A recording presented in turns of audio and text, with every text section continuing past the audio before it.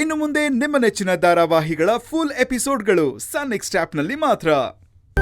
ಹೌದು ಗಂಗೆ, ಇನ್ಮೇಲ್ ದಿನಾನು ಅಜಯ್ ಜೊತೆ ಕೆಲ್ಸ ಮಾಡೋರ್ಗೆ ನಾನು ಮತ್ತೆ ಗೌರಿ ಅಡ್ಗೆ ಮಾಡಿ ಕಳಿಸ್ಕೊಡ್ತೀವಿ. ಚಿಕ್ಕದಾಗೊಂದು ಕೇಟರಿಂಗ್ ಬಿಸ್ನೆಸ್ ಶುರು ಮಾಡಿದೀವಿ. ವಾವ್, ಸೂಪರ್ ಅಮ್ಮ. ನನಗೆಷ್ಟು ಖುಷಿ ಆಗ್ತಿದೆ ಗೊತ್ತಾ? ನಿನ್ ಕೈ ಅಡ್ಗೆ ನಿಜವಾಗ್ಲೂ ಅದ್ಭುತ. ಅದ್ನ ಈ ತರ ಬಳಸ್ಕೊತಾ ಇದೆಯಲ್ಲ, ನನಗ್ ತುಂಬಾ ಹೆಮ್ಮೆ ಆಗ್ತಾ ಇದೆ ಅಮ್ಮ. ಇದ್ರಲ್ಲಿ ನಂದೇನೂ ಇಲ್ಲ ಕಣೆ. ಆ ಹುಡ್ಗ ಅಜಯ್ ಕೊಟ್ಟಿರೋ ಅವಕಾಶ ಇದು.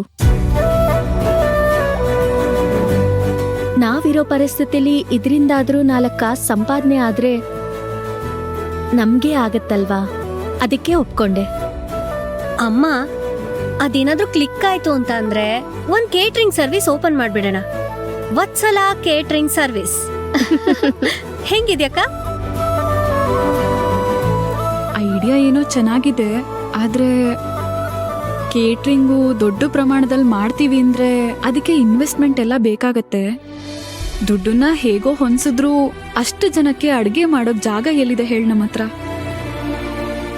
ಇದೇ ನಮ್ಮ ಹಳ್ಳಿನ ಹಿತ್ಲಲ್ಲೋ ಅಂಗಳದಲ್ಲೋ ಅಡ್ಗೆ ಮಾಡ್ತೀನಿ ಅನ್ನಕ್ಕೆ. ಜಾಗದ ಬಗ್ಗೆ ಎಲ್ಲ ನೀನ್ ಯಾಕೆ ತಲೆ ಕೆಡ್ಸ್ಕೊತೀಯ ಹೇಳು? ನಮ್ಮನೇಲಿ ಜಾಗ ಇಲ್ವಾ?